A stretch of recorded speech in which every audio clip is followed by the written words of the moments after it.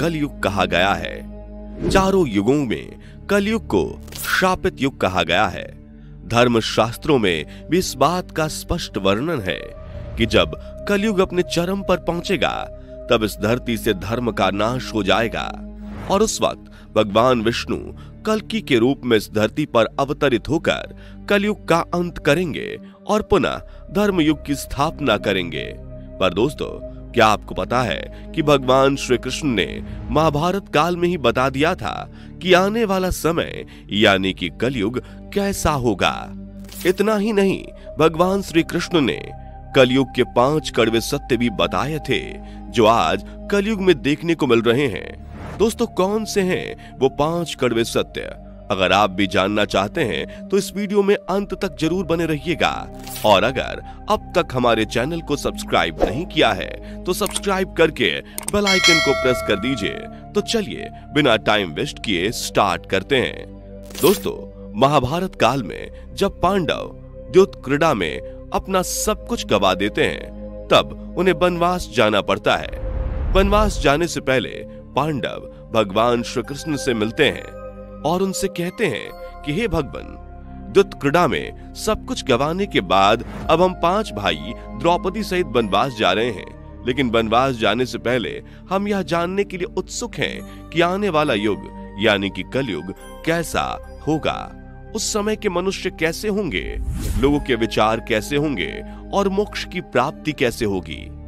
पांडवों के मुंह से ये सारी बातें सुनकर भगवान श्री कृष्ण थोड़ी देर सोच विचार करते हैं और फिर पांडवों से कहते हैं, पहले आप सभी वन जाइए और वन में जो कुछ भी आपको दिखाई दे वो मुझे आकर बताइए, तब मैं आपको इन सभी प्रश्नों का जवाब दूंगा। अब भगवान श्री कृष्ण के कहे अनुसार 5 पांडव भाई वन में चले गए और वन में जो कुछ भी उन्हें दिखाई दिया उसे देखकर वे हैरान रह गए। उन्हें अपनी आंखों पर यकीन नहीं हो रहा था। कुछ समय वन में बिताने के बाद वे सभी वापस से भगवान श्री कृष्ण के पास लौटते हैं, लेकिन इस बार पांडव के मस्तक पर शिकन था और वे किसी उलझन में पड़े हुए नजर आ रहे थे। जब भगवान श्री कृष्ण ने पांडवों की ऐसी दशा देखी तो उनसे रहा नहीं गया। भगवान ने कहा, आप सभी किस सोच विचार में मग्न हैं, हमें बताएं।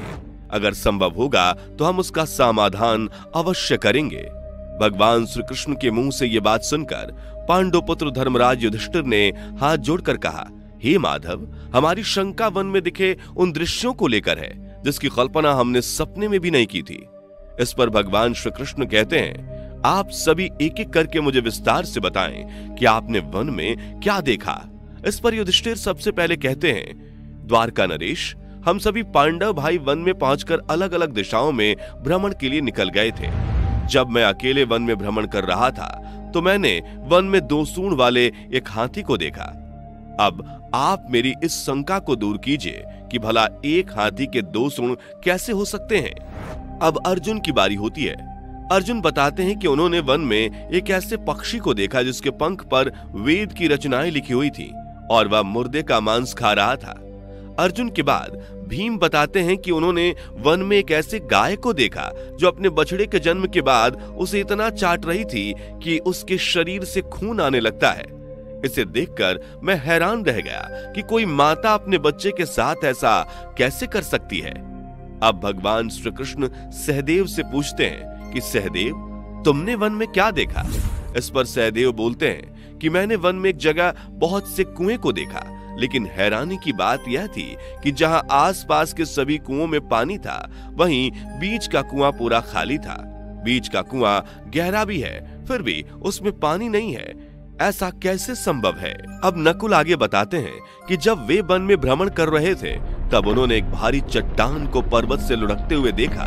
वह चट्टान रास्ते में ना जाने कितनी ही विशाल वृक्ष और शिलाओं से टकराती है पर उसे कोई रोक नहीं पाता, लेकिन अंत में एक अत्यंत छोटे पौधे के स्पर्श से वह चट्टान रुक जाती है।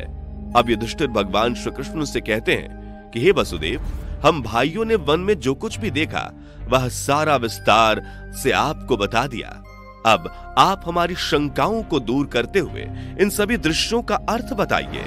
इस पर भगवान श्री कृष्ण युधिष्ठिर से कहते हैं, धर्मराज, जैसा कि आपने बताया, आप 2 सूंड वाले हाथी को देखकर सोच में पड़ गए हैं। लेकिन धर्मराज, इसमें हैरान होने वाली बात नहीं है, क्योंकि कलयुग में ऐसे लोग ही राज्य करेंगे जो बोलेंगे कुछ और करेंगे कुछ और। इनके मन में कुछ और कर्म में कुछ और होगा। ये लोग शोषण करने का एक भी मौका हाथ से जाने नहीं देंगे। ये बस अपने हित की ही बात सोचेंगे। अब भगवान श्री कृष्ण अर्जुन से कहते हैं कि हे पांडुपुत्र अर्जुन, तुमने वन में एक ऐसे पक्षी को देखा जिसके पंखों पर वेद की ऋचाएं लिखी हुई थी, लेकिन वह मुर्दे का मांस खा रहा था। तो इसका मतलब यह है कि कलयुग में ऐसे ही लोग होंगे जो कहने को तो विद्वान ज्ञानी पुरुष कहलाएंगे, किंतु इनका आचरण राक्षसी होगा। उनके मन में यही होगा कि जल्दी किसी की मृत्यु हो और उसकी संपत्ति का मालिक वे खुद बन जाएं। कलयुग में मनुष्य के लिए सबसे ऊपर धन और संपत्ति होगा और बस कुछ गिने चुने शख्स ही वास्तविक संत होंगे। इसके अलावा कलयुग में ज्यादातर इंसान अपनों को ही ठग कर आगे बढ़ने के विचार में होंगे। अर्जुन के बाद भगवान श्री कृष्ण भीम से कहते हैं कि हे भीम, जैसा कि आपने देखा एक गाय अपने बछड़े को इतना चाटती है कि उसके शरीर से खून आने लगता है, ठीक उसी तरह कलयुग का मनुष्य भी अपने संतान पर इतना प्यार लुटाएगा कि उसके बच्चे का विकास रुक जाएगा।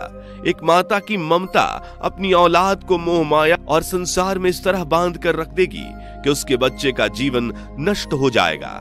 अगर किसी का बेटा घर द्वार छोड़कर साधु बनेगा तो हजारों व्यक्ति उसके दर्शन को जाएंगे, किंतु यदि अपना बेटा साधु बनेगा तो वो रोएंगे, विलाप करेंगे कि मेरा बेटा गलत रास्ते पर चला गया।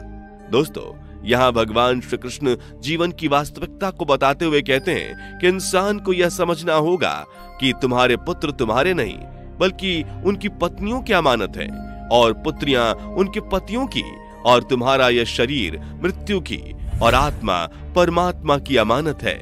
भीम की जिज्ञासा को शांत करने के बाद भगवान श्री कृष्ण सहदेव से कहते हैं, सहदेव, जैसा कि तुमने वन में देखा कि एक साथ कई कुएं थे, लेकिन सिर्फ बीच वाला कुआं ही खाली था, जिसका मतलब यह है कि कलयुग में धनी व्यक्ति अपनी मन की खुशी के लिए अपने यहाँ विवाह उत्सवों में धन खर्च करेंगे, परंतु अपने आस पड़ोस किसी गरीब को देखकर उसकी मदद नहीं करेंगे, फिर चाहे वह गरीब उनका अपना सगा ही क्यों ना हो।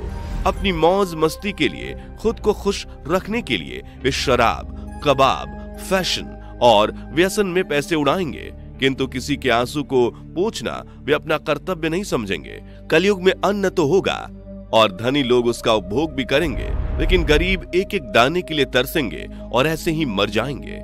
भगवान श्री कृष्ण की यह सारी बातें सुनकर सहदेव थोड़े दुखी हो जाते हैं, लेकिन इस कटु सच के सामने वो क्या ही कर सकते थे। अब भगवान श्री कृष्ण नकुल से कहते हैं कि नकुल, जैसा कि तुमने वन में देखा, एक भारी चट्टान पर्वत से लुढ़ककर कई विशालकाय वृक्षों एवं शिलाओं से टकराती है, पर कोई भी उसे रोक नहीं पाता, लेकिन एक छोटे से पौधे का स्पर्श उस चट्टान को रोक देता है। इसका मतलब है कि कलयुग में मनुष्य की बुद्धि क्षीण होती जाएगी, उसके जीवन का पतन होगा, लेकिन उसके पतन को धन रूपी वृक्ष नहीं रोक पाएगा, पर हरि नाम रूपी एक छोटा सा पौधा व्यक्ति के जीवन का पतन रोकने के लिए सक्षम होगा। अतः कलयुग में हरि नाम ही मोक्ष का एकमात्र मार्ग होगा। अगर व्यक्ति धन का लालच छोड़कर भगवान की भक्ति में रम जाएगा, हरि नाम का जाप करेगा, तो निश्चय ही उसे कोई दुख तकलीफ नहीं होगा और मरने के बाद भी उसे भगवान के चरणों में जगह मिलेगी। दोस्तों, अगर आप गौर करेंगे तो पाएंगे कि भगवान श्री कृष्ण द्वारा बताए गए ये 5 कड़वे सत्य आज कलयुग में सच होते नजर आ रहे हैं। ऐसे में अगर आप भी अपने जीवन की सारी तकलीफों को दूर करना चाहते हैं तो आज से ही हरि नाम का जप करना शुरू कर दें। तो दोस्तों, इस वीडियो में फिलहाल इतना ही।